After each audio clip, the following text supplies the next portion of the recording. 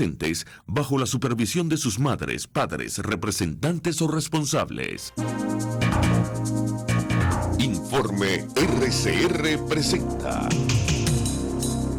Titulares de la Mañana con Pedro García Otero.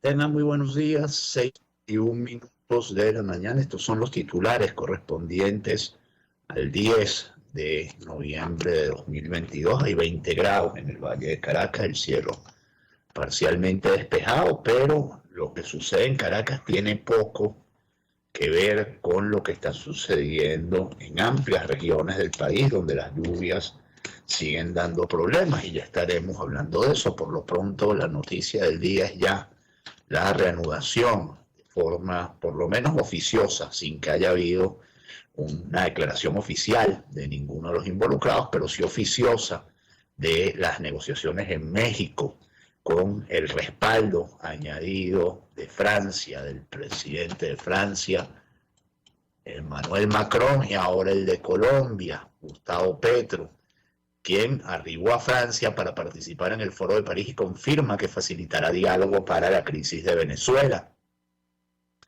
El presidente de Colombia, Gustavo Petro, llegó este miércoles a Francia, donde participará en el Foro de París. A su llegada a la capital europea, el mandatario confirmó que está trabajando para facilitar un diálogo entre el régimen de Maduro y la plataforma unitaria. Minutos después de bajarse del avión, el mandatario del vecino país adelantó que tendrá reuniones con su homólogo francés Emmanuel Macron. El encuentro con Macron es para hablar en el Foro por la Paz, y allí una mesa para hablar sobre la situación venezolana. Esa es básicamente la agenda que tenemos, contestó brevemente a un grupo de periodistas. La semana pasada Macron manifestó su intención de reunir a los representantes del chavismo y la oposición en el Foro de París. Este lunes Maduro tuvo un breve encuentro con el presidente francés en la COP27, donde abordaron este tema. Delegados del régimen habían abandonado las negociaciones en octubre de 2021, en protesta por la extradición de Alex Saab a Estados Unidos. Y mientras esto sucede, la delegación negociadora de la plataforma unitaria asistirá al Foro por la Paz en París. Ahí está una foto de todos paraditos, uno al lado del otro, y por lo menos creo reconocer a Stalin González, a Tomás Guanipa, a Gerardo Blaida, de los que están en esa foto. Hacia vuelo de pájaro. La delegación negociadora de la plataforma unitaria informó que viajarán a París para asistir al Foro por la Paz, auspiciado por el presidente de Francia, Emmanuel Macron. Al encuentro, que se realizará el viernes 11 de noviembre, acudirá el coordinador del equipo negociador de la plataforma unitaria, Gerardo Blaida, acompañado de miembros de la delegación. Por el régimen de Nicolás Maduro asistirá el presidente de la cuestionada Asamblea Nacional Chavista, Jorge Rodríguez. En este espacio podremos abordar y dar nuestra visión sobre el proceso de negociación que se ha desarrollado en México en el último año, resaltando la importancia de obtener resultados de forma urgente que permitan atender la crisis social y política sin precedentes que hemos padecido como nación. Para ello recordaremos la importancia de la acción conjunta y articulada de la comunidad internacional para coadyuvar en la generación de estas soluciones, señaló la plataforma unitaria en un comunicado. Y mientras todo esto sucede, Armando Benedetti recibió un regaño del presidente Gustavo Petro por insultar a Guaidó, y ya ustedes van a ver el tenor de sus declaraciones, porque me pregunto yo, después de leer las declaraciones iniciales que le dio a Luzmeli Reyes, y después de leer estas segundas declaraciones, se me ocurre que hay muy poquitas razones por las cuales un presidente quisiera tener un embajador así, en una posición tan sensible como la embajada de Colombia en Venezuela, que al final es, por lo menos para un colombiano, está en el top 3 un presidente colombiano está en el top 3 de las embajadas más importantes, como para un presidente venezolano, la embajada venezolana en Colombia está en su top 3 de embajadas más importantes. Armando Benedetti, dice la nota del Nacional, recibió un regaño de Petro por insultos a Guaidó. En declaraciones ofrecidas a medios de comunicación este miércoles 9 de noviembre, el embajador pidió disculpas al líder opositor. Armando Benedetti, embajador de Colombia en Venezuela, recibió un regaño por parte del mandatario Gustavo Petro tras los comentarios que hizo en contra del líder opositor Juan Guaidó, a quien calificó de huevón y pendejo. En declaraciones ofrecidas a medios de comunicación este miércoles 9 de noviembre, el embajador pidió disculpas a Guaidó y confesó que el presidente colombiano le dio un regaño suave. No debía haber dicho eso, y si hay que pedirle excusas a la oposición, se le pide excusas a la oposición y el mismo Guaidó. Pero a la larga yo creo que es una mala forma de expresarme. También aseguró que siempre ha estado dispuesto a reunirse con el opositor venezolano, pese a que durante una entrevista ofrecida a Efecto Cocuyo manifestó que Guaidó no es nadie. Y no solo se lo dijo a Efecto Cocuyo, esto es comentario mío, lo había dicho por lo menos un par de veces antes. Entonces yo venía picado de culebra, y cuando yo llegué aquí a Caracas yo dije que vi que él no era nadie. Siempre me pareció un pendejo, no de ahora, sino de cuando era senador. Fue parte de lo que dijo Benedetti sobre Guaidó. Cuando le preguntaron si estaba dispuesta a reunirse con representantes de la oposición venezolana, también descalificó a los adversarios de Nicolás Maduro. En la oposición son como 20 opositores y todos se creen jefes. No debía haber dicho eso, y si hay que pedirle excusa a la oposición, se le pide excusa a la oposición y el mismo Guaidó, pero de verdad yo creo que es una mala forma de expresarme, dijo Benedetti. Yo insisto. ¿Es esto lo que se espera de un embajador? Pregunto. Yo creo que no, pero bueno. De hecho, un regaño suave es nada. O sea, yo creo que en los próximos días probablemente tengamos noticias de un cambio de embajador. Porque en este momento es muy importante un embajador colombiano en Venezuela que pueda entenderse con todos los sectores del país. Y creo que Benedetti ha roto esos puentes. En tanto, el gobierno de Petro pide a Estados Unidos revisar la sanción que impide a Conviasa volar a Colombia.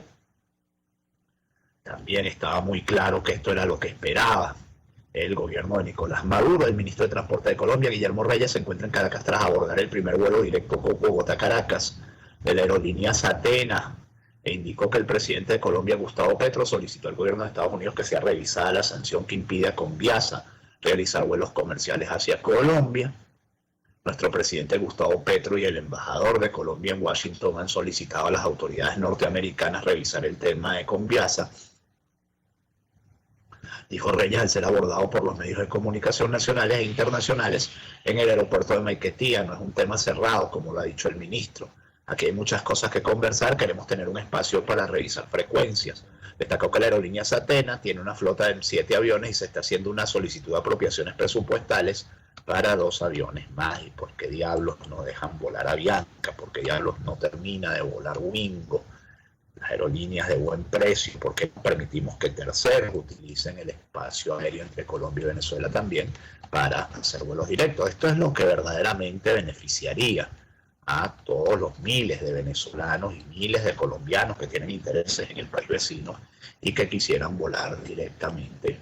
Como llegó a ver en Venezuela, frecuencias directas entre Caracas y Bogotá, entre Caracas y Medellín, entre Caracas y Cartagena, hubo esas 3 frecuencias, entre Maracaibo y Bogotá, hubo un montón de frecuencias, entre Valencia y Bogotá, hubo montones de frecuencias entre Colombia y Venezuela cuando los dos países tenían pues sistemas democráticos.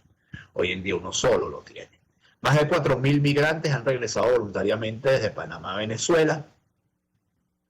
Esto lo dice EFE, más de 4.000 migrantes venezolanos han retornado de forma voluntaria a su país desde Panamá en las últimas semanas, muchos ayudados con donaciones de iglesias y particulares, ya que los viajeros deben costearse el boleto aéreo, afirmaron este miércoles las autoridades a través de 24 vuelos, decía, humanitarios han salido de Panamá, más de 4.000 migrantes venezolanos que han sido retornados de manera voluntaria a su casa, y aún así teníamos ayer martes casi 1.000 personas en el albergue de Veranillo, en la capital panameña, dijo la directora del Servicio Nacional de Migración, Samira Gozaine. Este refugio, un galpón sin facilidades, fue habilitado por la Embajada de Venezuela para acoger a los connacionales que renunciaron a su meta de entrar a Estados Unidos, luego de que ese país anunció el pasado 12 de octubre una nueva política migratoria para los venezolanos, que dejó prácticamente sin posibilidades a las decenas de miles de ellos que caminaban hacia Norteamérica. Es así que migrantes venezolanos que ya habían llegado a México, la frontera sur de Estados Unidos, o que estaban en tránsito por Centroamérica, se están devolviendo a Panamá, muchos pensando que desde ese país pueden viajar gratis a Venezuela, lo que es falso. como han insistido las autoridades panameñas. En los vuelos creo que se han gastado más de $1 millón entre las personas que pagan sus propios vuelos. Creo que hay que resaltar que ha habido muchos donantes venezolanos y muchos panameños. La Iglesia Adventista nos ha estado ayudando, la Católica, dijo Gozaine a la cadena local TVN. El Servicio Nacional de Migraciones dijo este miércoles en un comunicado que no tiene relación o nexo alguno con la venta de pasajes aéreos para los migrantes que están en el refugio de Veranillo y que esa gestión la está realizando la Embajada de Venezuela. Las aerolíneas interesadas en vender estos pasajes acuden al refugio con el visto bueno de la Embajada del país sudamericano. Se han recibido donaciones de pasajes por parte de organizaciones y entidades religiosas, como es el caso de la Iglesia Adventista del Séptimo Día, que pagó 3 vuelos, una gestión que se ha dado directamente entre la organización Grupo o Iglesia Donante con las líneas aéreas. Para cerrar este bloque, devaluación del bolívar y contrabando obligan al régimen de Maduro a evaluar alza el precio de la gasolina, y esto lo dice Alberto News, pero lo toma de Petrovía, que es un medio especializado. La evaluación, muy bien informado además sobre el tema petrolero, la evaluación sobre establecer un precio variable en el costo de la gasolina con precio en dólares vuelve a formar parte de los escenarios que hacen técnicos del área de mercado interno del Ministerio de Petróleo y Petróleos de Venezuela, tomando en cuenta que la tarifa de 50 centavos de dólar por litro que se estableció a mediados de 2020 estaba acorde a los estándares internacionales de ese momento, pero no para 2022. El principal problema está en que nuevamente aparece el contrabando de gasolina desde Venezuela hacia Colombia e islas del Caribe a principios de 2020. La situación era inversa por la escasez que se dio debido al colapso del sistema de refinación nacional, pero la actual operatividad, incluso el precio subsidiado, está favoreciendo el comercio ilegal. Hay 2 elementos que propician el contrabando. Primero, que Venezuela mantenga un precio de gasolina subsidiado, aunque con venta controlada, que desde hace un año está en 10 céntimos de bolívar por litro, equivalente a 2 centavos de dólar para ese momento, pero con la devaluación comenzó a costar 1 centavo por litro. Segundo, el déficit que afronta Colombia en la producción de gasolina, el cual era cubierto con importaciones, pero se ha encarecido debido al repunte de precios por la guerra en Ucrania. Imagínense esto, los escenarios para Venezuela sujetos a una decisión que finalmente corresponde a Nicolás Maduro, parten de elevar un rango de entre 60 y 70 centavos de dólar por litro en las llamadas estaciones de servicio dolarizados o referencia internacional, lo que implicaría un aumento no menor a 20% y duplicar la tarifa subsidiada a 20 céntimos de bolívar. Y esto obviamente tiene mucho más sentido, muchísimo más sentido, y me van a perdonar que yo me meta en la política del chavismo, pero soy afectado, pues. También consumo gasolina, como todos consumimos gasolina, así no tengamos carro, bien sea en transporte público o a través de lo que pagamos por las cosas que comemos y consumimos en general. Tiene mucho más sentido ir hacia un esquema donde se vaya eliminando el subsidio del combustible y o todo el mundo pasa a pagar gasolina dolarizada, o el precio de la gasolina subsidiada se parezca un poco más al precio de la gasolina dolarizada. Eso es lo que tiene sentido. No creo de verdad que el país resista un aumento de la gasolina internacional, que además en el interior prácticamente ya toda la gasolina que se consume es gasolina internacional. Creo que más bien lo que tiene sentido es ir eliminando progresivamente el subsidio, y sé que así se lo han dicho algunos economistas cercanos al régimen de Nicolás Maduro a funcionarios del régimen.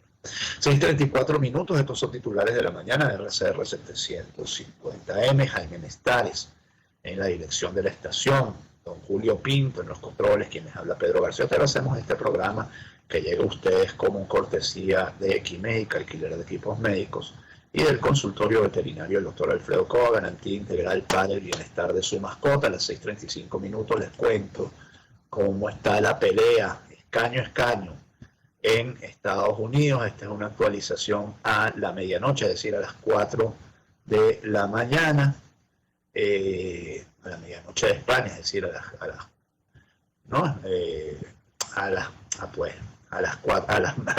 de la mañana. Bueno, me enredé, la verdad, a las 00:34 son 4 horas menos en Venezuela, es decir, sí, a las 8 de la noche, ayer esta era la última actualización. 189 representantes o diputados para los demócratas, 207 para los republicanos. El Senado, con 3 cargos nada más por asignar, 48 para los demócratas y 49 para los republicanos. 3 estados definen la ajustada pelea de republicanos y demócratas por el control crucial del Senado. Los republicanos parecen encaminados a recuperar la Cámara de Representantes, pero el control definitivo del Congreso aún es incierto y dependerá de 3 batallas de resultado aún incierto, a falta de muchos resultados oficiales. Tras las elecciones de este martes, el Partido Republicano recuperaría el control de la Cámara de Representantes según proyecciones, pero como dijo el presidente Joe Biden, no se produjo una gigantesca ola roja, como hacían prever no solo los sondeos previos, sino también la situación de la economía en el país y la baja popularidad del mandatario. Según la cadena estadounidense CBS, socia de BBC, los republicanos se perfilan como mayoría en la Cámara Baja del Congreso. Solo necesitan ganar 5 escaños que están ahora en manos demócratas para recuperar el control, pero las matemáticas son más complejas para el Senado, que renueva 1/3 de sus miembros con algunas carreras demasiado igualadas como para anticipar quién gana. En tanto, Donald Trump advirtió que los resultados electorales son en cierto modo decepcionantes. El expresidente de Estados Unidos, Donald Trump, admitió este miércoles que los resultados de su partido en los comicios de medio mandato han sido en cierto modo decepcionantes al no producirse la ola roja en el Congreso que los conservadores y algunas encuestas auguraban. Por cierto, yo creo que en algún momento habrá que revisar cómo es que las encuestas siempre terminan presentando resultados mucho más holgados de los que terminan produciéndose. Eso significa que las encuestas no están bien hechas. En su mensaje en su red social Truth, el exmandatario dijo que de alguna manera las elecciones de ayer fueron en cierto modo decepcionantes, aunque enseguida matizó que según su punto de vista personal fueron un triunfo. Los republicanos estadounidenses anticipaban en las elecciones de medio mandato una gran ola roja que les devolviera el poder en el Congreso, pero su mitigada ventaja en ambas cámaras ha desinflado las expectativas y puesto en entredicho tanto su fortaleza como la de Trump. Este tsunami, según llegaron a adelantar el senador por Texas Ted Cruz y algunas encuestas, se quedó finalmente en una ligera onda. Según las últimas proyecciones de medios, la futura mayoría en el Senado se decidirá en 3 estados claves: Arizona, Nevada y Georgia, donde los resultados de las elecciones de medio mandato del mes tardarán en conocerse e incluso podrían prolongar la incertidumbre hasta diciembre. Mientras tanto, Joe Biden dijo que buscará trabajar con los republicanos en el Congreso. La ola gigante roja no ocurrió y los demócratas tuvimos una noche fuerte. El presidente norteamericano celebró que los demócratas perdieron menos escaños en la Cámara de Representantes en las primeras elecciones intermedias que cualquier presidente demócrata en los últimos 40 años y tuvimos los mejores resultados para gobernadores desde 1986. En una rueda de prensa en la Casa Blanca, Biden reconoció la frustración de los votantes, pero dijo que la abrumadora mayoría de los estadounidenses apoyaba su programa económico. Creo que fue un buen día para la democracia y creo que fue un buen día para los Estados Unidos, dijo Biden en una conferencia de prensa en la Casa Blanca. Biden hizo un llamado a la unidad política y pidió el fin de la guerra política interminable. Estoy preparado para trabajar con mis colegas republicanos. El futuro de Estados Unidos es demasiado prometedor para quedar atrapado en una guerra política interminable. En tanto, en Ucrania, y esto ha hecho que mucha gente se levante, por lo menos levante las cejas, porque tiene unas implicaciones muy fuertes. Rusia se retira de Jersón, la ciudad más importante que había ocupado en Ucrania. El general Sergei Surovikin, comandante designado por Putin para las operaciones de la invasión, admitió la derrota ante el ministro de Defensa del Kremlin, Sergei Shoigu. Se replegarán a la margen derecha del río Dnipro. El ministro ruso de Defensa ordenó el miércoles a sus tropas retirarse de la ciudad ucraniana de Jersón, la única capital regional bajo control ruso en todo el país. Un repliegue importante y un posible punto de inflexión en la invasión de Putin. Proceda a la retirada de las tropas y adapte todas las medidas necesarias para garantizar el traslado seguro de las tropas, del armamento y los equipos al otro lado del río Dnieper, ordenó el ministro ruso de Defensa Sergei Shoigu al jefe de agrupación de las fuerzas rusas que combaten en Ucrania, general Sergei Surovikin. La retirada de Jersón, que se encuentra en una región del mismo nombre que Moscú se anexionó ilegalmente, supone otro importante revés para Rusia. La ciudad, con una población de 280.000 habitantes antes de la guerra, es la única capital regional capturada por las fuerzas rusas desde que comenzó la invasión del 24 de febrero. Yo digo que es un momento muy complicado porque ustedes recordarán que hace apenas cosa de un mes apresuradamente se hizo ahí un pseudo referendo, un amago de referendo, un simulacro de referendo o un referendo Potemkin, como ustedes quieran decirle, y Rusia se anexionó esas 4 provincias. lo que equivale a decir que en este momento Ucrania está ocupando, según la lógica rusa, territorio ruso. Y eso podría tener unas consecuencias muy graves, sobre todo por lo que se ha hablado en los últimos meses, ¿no? Del uso de armas militares nucleares tácticas, etcétera. Esperemos que no se les ocurra eso, en tanto Ucrania ha levantado ha ocupado la zona, pero políticamente ha manifestado su escepticismo. La ONU prepara ya ayuda para la población en Gerson cuando se le garantice paso seguro. Mientras tanto, las agencias de la ONU están preparando el envío de suministros para la población de Gerson, la capital ucraniana que estaba bajo control ruso y de la que se cree este miércoles Moscú anunció su retirada. En la rueda de prensa diaria del portavoz de la ONU, la portavoz adjunta Stephanie Tremblay dijo que esos suministros están siendo preparados, pero necesitan garantías de seguridad para poderlos llevar a la población civil. A un residente en la ciudad, la portavoz no especificó qué agencias están involucradas en el suministro de ayuda, ni qué tipo de ayuda se necesita con más urgencia. Gerson era la única capital regional ucraniana bajo control ruso y el repliegue militar ruso se anunció hoy al considerarse que su defensa era inviable y que tampoco podía garantizarse el suministro al contingente ruso desplegado en la zona. Se desconoce cuántos civiles permanecían en la ciudad ocupada en los primeros días de la guerra, pero se calcula que 115.000 civiles tuvieron que ser evacuados, la mayoría a Rusia, de la orilla derecha del Dnieper, la más castigada por los combates recientes. Rusia, que ha cedido en los últimos 2 meses territorios en el Donbass, en el este de Ucrania, y que se retiró también de la región oriental de Kharkov, se anexionó el pasado 30 de septiembre la región de Gerson, al igual que las de Donetsk, Lugansk y Zaporizhia, sin controlarlas en su totalidad. 6:42 minutos, vamos con un momento de publicidad. A esta hora, 6:42 minutos, vamos con un momento de publicidad.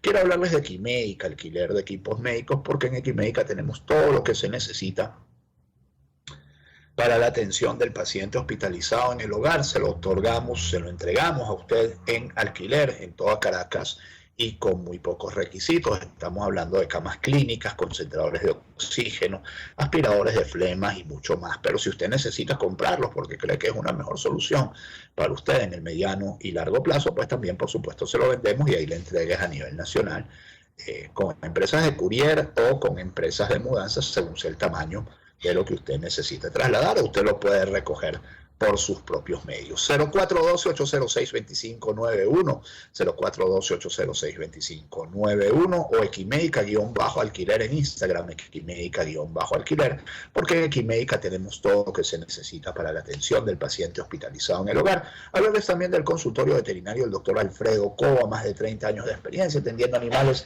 de todos los tamaños, de todas las razas. Póngalos en manos del buen doctor Alfredo Coba, que les ofrece los más variados servicios, desde odontología veterinaria, laboratorio clínico veterinario, cirugías electivas, atención nutricional, todo lo que necesita su animalito, incluyendo, por supuesto, la peluquería canina. 0414-127-7947, 0212-661-1546. En la avenida Arturo Michelena de Santa Mónica, de la bonita Santa Mónica, entre las calles Manuel Díaz y Damaso Villalba. Allí se encuentra el consultorio veterinario del doctor Alfredo Coba, garantía integral para el bienestar de su mascota. Tras un mes de la catástrofe de las tejerías, que se cumplió ayer, continúan desaparecidas 8 personas en las tejerías, una localidad de Venezuela ubicada a unos 70 kilómetros de Caracas. 8 personas siguen desaparecidas a causa de un deslave que arrasó con cientos de casas y que dejó un saldo de 54 muertos al cumplirse un mes del desastre, según la última actualización de daños ofrecida por el gobierno. El pasado 17 de octubre, el presidente Nicolás Maduro informó que la cifra de víctimas mortales había subido de 50 a 54, mientras que la lista de desaparecidos había bajado de 11 a 8, cantidad que no ha variado desde entonces en los numerosos informes presentados por funcionarios del Ejecutivo. EFE entrevistó entonces a familiares de 4 de los desaparecidos, quienes aseguraron que buscaban a sus hijas o madres con ayuda de los cuerpos de rescate que se desplegaron en la zona. Este martes, Luz María Piña, sobrina de una de las mujeres desaparecidas en el deslave, aseguró a EFE que su tía no ha sido encontrada y que las labores de búsqueda fueron suspendidas hace varios días, una información que no ha sido confirmada por las autoridades. Piña señaló que bomberos y trabajadores de protección civil le notificaron que la búsqueda había cesado debido al tiempo transcurrido desde que estas personas fueron arrastradas por las quebradas desbordadas. El gobierno desplegó a más de 6.000 personas para atender a los afectados de las tejerías, declarada zona de catástrofe, y en las últimas 4 semanas ha entregado cientos de toneladas de ayuda humanitaria con apoyo de organizaciones no gubernamentales y agencias de las Naciones Unidas. En tanto, Chevron donó $50.000 a Cáritas de Venezuela para atender a los afectados tras el trágico deslave en las tejerías en apoyo solidario a los damnificados afectados por las fuertes lluvias que han acaecido en el país y a las víctimas de las tejerías. Chevron donó $50.000 a Cáritas de Venezuela para atender las emergencias causadas por las intensas inundaciones. Desde Cáritas estamos abocados a atender a las comunidades que más lo necesitan y con este aporte de Chevron atenderemos a más de 1.000 familias afectadas por las lluvias en el país, comentó Janet Márquez, directora nacional de Cáritas de Venezuela.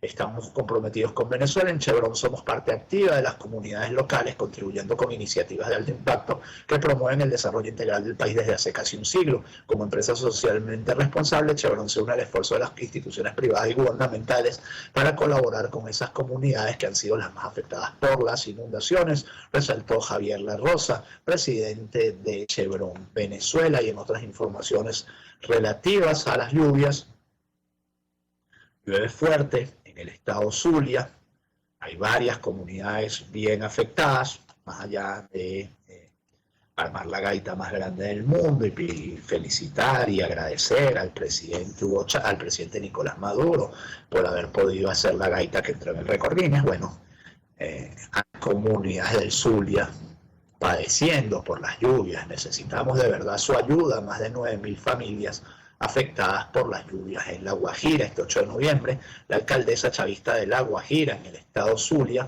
Indira Fernández, ofreció un balance general de la crisis que está viviendo la entidad debido a las lluvias, informando que se han visto afectadas más de 9.600 familias en todo el municipio.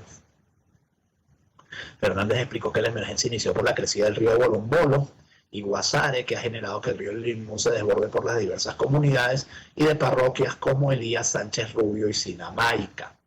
Informó que actualmente el municipio tiene 3 refugios habilitados y se instaló una sala de contingencia por las lluvias que se han registrado en los últimos días. En la parroquia Elías Sánchez Rubio hay más de 280 familias damnificadas que ya se encuentran en refugios habilitados. La alcaldía está intentando realizar un plan para brindar salud y atención, sobre todo porque se han presentado problemas de salud como cuadros diarreicos y fiebre en los más pequeños y pequeñas. Asimismo, en un recorrido que hizo Radio Fe y Alegría por las diversas comunidades, recibió testimonios de personas que dicen que están en riesgo porque hay culebras dentro de las aguas. Sectores de Machique se inundaron tras 5 horas continuas de lluvia. Esto es de Radio Fe y Alegría, justamente. Varios sectores de Machiques de Perijá se inundaron este martes 8 de noviembre tras 5 horas continuas de lluvia. A los habitantes de los sectores La Isla, 4 de febrero, 1 de mayo y Valle del Río expresaron a Radio Fe y Alegría Noticias que el fuerte aguacero comenzó pasadas, si no paró hasta después de las 9 de la noche, hora en la que se volvió menos intensa la lluvia. Los ciudadanos afirmaron que regularmente cuando llueve las calles se inundan, colapsa el sistema cloacal y esto perjudica a sus hogares con el ingreso del agua. No hemos visto ninguna ayuda por parte del gobierno. Nosotros mismos en la comunidad arreglamos las calles porque cada vez que llueve nos inundamos y se desbordan las aguas negras, dijo una de las habitantes.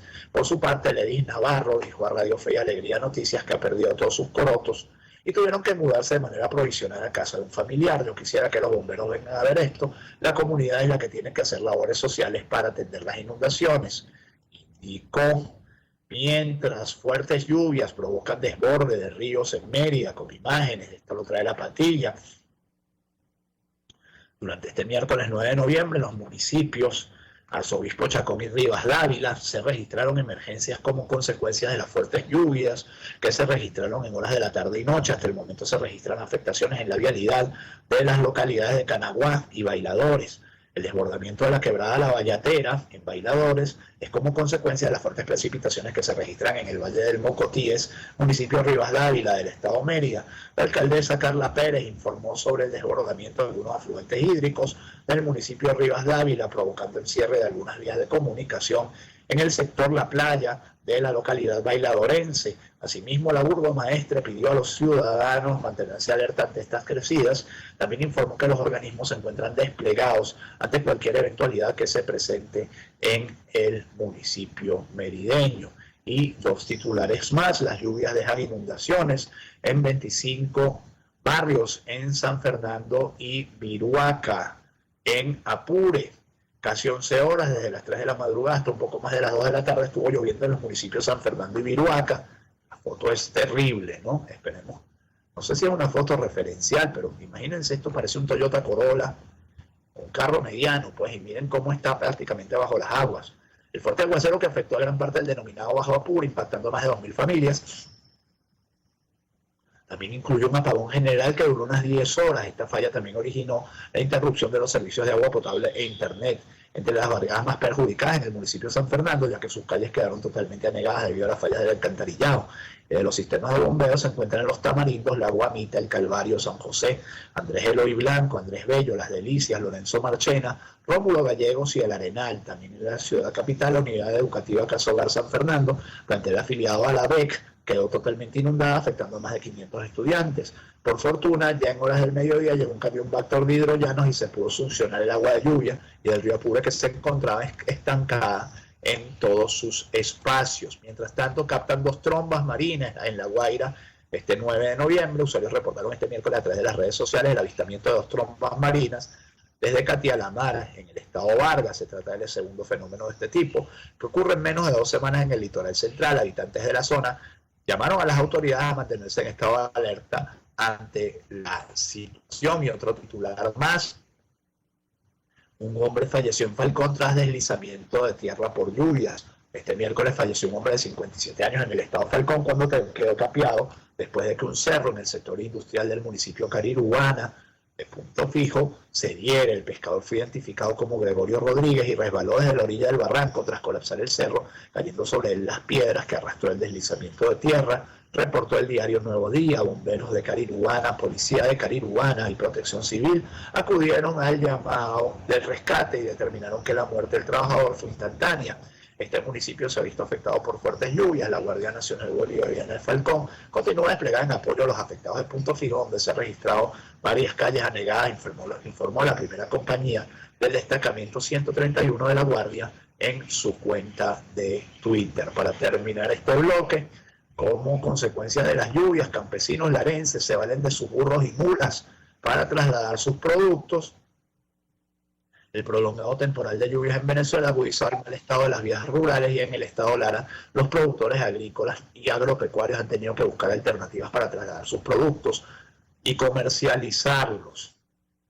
Los municipios Andrés Eloy Blanco, Morán, Torres y Urdaneta han sido los más golpeados con esta coyuntura, y los productores han tenido que improvisar medios de transporte para trasladar sus productos del campo a la ciudad. Cuando ustedes piensen que lo que ustedes están consumiendo está caro, piensen en el esfuerzo que están haciendo los agricultores de este país para producir y sacar sus cosechas. A las 6:53 les comento que ha muerto la gran Gal Costa, la gran cantante Gal Costa, símbolo de la música de Salvador de Bahía en Brasil, reconocida cantante. A los 77 años sufrió un infarto fulminante, de acuerdo con su asesora de prensa. Nacida como María da Graça Costa Pena Burgos, tal es su verdadero nombre, había nacido en Salvador de Bahía en septiembre de 1945 y fue una de las máximas estrellas de la llamada música popular brasileña, uno de los géneros más importantes del país, junto al bossa nova, por supuesto. Recordar su versión espectacular de La Chica de Ipanema y tantas cosas bonitas, tan gran voz que tenía Gal Costa, popularizó la música brasileña en todo el mundo. Elon Musk cancela la marca de verificación oficial que Twitter acababa de lanzar. Apenas unas horas después de poner en marcha el nuevo sistema, la red social dio marcha atrás y procedió a eliminar esta etiqueta de los perfiles de las empresas, entidades gubernamentales y personalidades que la habían recibido, y ahora aparentemente los que tienen etiqueta azul ya se quedan con etiqueta azul, y los que la quieran comprar van a poder comprarla, pero cuando Elon lo arregle, porque dijo que tengan en cuenta que Twitter hará muchas tonterías en los próximos meses. Nos quedaremos con lo que funciona y cambiaremos lo que no. Y yo debo decir que más allá de que Twitter es una red social minúscula. Si ustedes la comparan, por ejemplo, en términos de público con otras redes sociales, se habla de que Instagram tiene más de 1.000 millones de suscriptores. Twitter apenas llega a 300 millones de suscriptores, pero el ruido que hace Twitter, la opinión pública que genera Twitter, no la genera ninguna otra red social. Y por eso es que ha habido tanta controversia con la compra por parte de Elon Musk. Y para cerrar, exigen justicia paramilitar que murió en el metro de Caracas durante su jornada laboral. Los familiares de Ángel Gabriel Escalona Mata exigieron este miércoles al Ministerio Público justicia para el militar de 22 años que falleció trabajando en el metro de Caracas el pasado octubre durante labores operativas en el sistema. La madre de Escalona, Daisy Mata, denunció que según recoge el portal de Pitazo, que hasta la fecha no les han dado ninguna explicación de lo ocurrido mientras trabajaban. Lo único que nos dijeron es que trabajando en un container le cayeron varias vigas pesadas y hasta el sol de hoy no hemos tenido respuesta. Explicó que la compañía cubrió los gastos del entierro, pero hasta allí, por lo que clama por justicia. Ese no fue un perro, lo que murió allí es mi hijo. Y era un niño de 22 años que estaba empezando la vida. Escalona comenzó a trabajar en el metro de Caracas al culminar con los militares, no se encontraba en la nómina del sistema de transporte, pero tenía esperanza de que lo dejaran fijo. Y la muerte de Escalona es una muerte más de la impericia, producto de la impericia, de la falta de formación, de que dentro de este sistema que tenemos, esta gente piensa que cualquiera vale para todo, lo empiezan aplicando por ellos mismos. Ellos han pasado todos por 17 cargos diferentes. Han fracasado en todos, pero bueno. Y entonces ahora están contratando en el metro a gente y bueno, pues mueren por accidentes laborales y entonces, bueno, le pagamos el entierro, es lo único que se dice. La Venezuela que amanece este 10 de noviembre de 2022, que este día sea todo lo que ustedes esperan de él. Si Dios quiere, nos encontramos mañana. Chao. Informe RCR presentó Titulares de la Mañana con Pedro García Otero.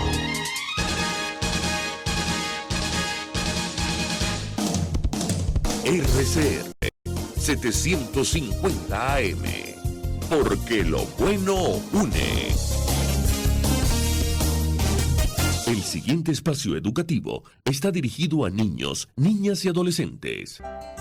RCR presenta Una Tierra Azul, esa pequeña roca suspendida en el espacio en la cual vivimos. Una producción nacional independiente de Jimmy Stone Reverón, certificado 18804. Ya han pasado unos años y ya puedo hablar del tema. Esto me pasó a mí y me costó meses tragarlo y otros cuantos meses en digerirlo. En mi casa vivían mis 5 hijos, 4 chamas y un chamo, todos estudiando en los diferentes niveles correspondientes a sus edades. Y ya como es natural, existían 5 o más empates que también interactuaban con la familia. Para sobrellevar con éxito este hambriento e hiperactivo grupo humano, yo había contratado para la casa un matrimonio recomendado de empleados domésticos. Ella hacía de todo y él bastante menos, pero ella tapaba sus olvidos. Yo viajaba mucho, pero un día llego de viaje y el señor me dice, vanagloriándose, que bajara a la sala para que viera. ¿Y qué es lo que voy a ver? Orgulloso me dice, ya verá, doctor, yo compré todo y lo arreglé todo. Wow, ¿qué será lo que hizo? Y bajé con él y ¡zas! ¡Horror! El señor había pintado los muebles de la sala con un esmalte del color de su gusto. Mi cara de terror y de rabia él interpretó como de sorpresa y aprobación. ¿Verdad que está bonito, doctor? Yo lo iba a pintar color naranja, pero no había. No sabiendo qué decir, solo se me ocurrió preguntar, ¿y a esa mesa por qué le pintaste solo 2 patas? Porque se me acabó la pintura, doctor. Y me veía la cara y sonreía. En un pueblo llamado Borja, cerca de Zaragoza, en España, en el Santuario de la Misericordia, existía un fresco de principios del siglo XX llamado Ecce Homo, del pintor Elías García Martínez, que estaba bien dañado. Y entonces una mujer aficionada a la pintura llamada Cecilia Jiménez decidió mejorarle el aspecto y por su propia cuenta y riesgo y sin pedir permiso lo arregló y obviamente quedó igualito que mis muebles y todo el mundo decía, es algo tan serio y tan triste que lamentablemente uno no puede parar de reír un buen rato. Mis muebles, el Ecce Homo de Borja, Los pintores en ambos casos no entienden el por qué no le va a gustar a los demás sus espontáneas obras artísticas. Estos ejemplos me recuerdan a aquellos carritos por puesto donde entrábamos 5 pasajeros y muchas veces en el trayecto el chofer iba resolviendo cualquier tema del día, arreglaba fácilmente cualquier asunto económico. RCR 750 AM. Porque lo bueno une.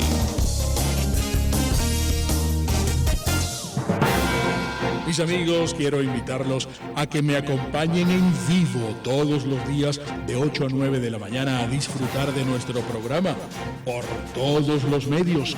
Periodismo independiente, con nuevas ideas, nuevas opiniones, Nueva Venezuela y sus secciones. Dice mi vecina, está circulando y otro nivel. Corran la voz, no me fallen, por todos los medios por aquí, por RCR 750, la radio que se ve.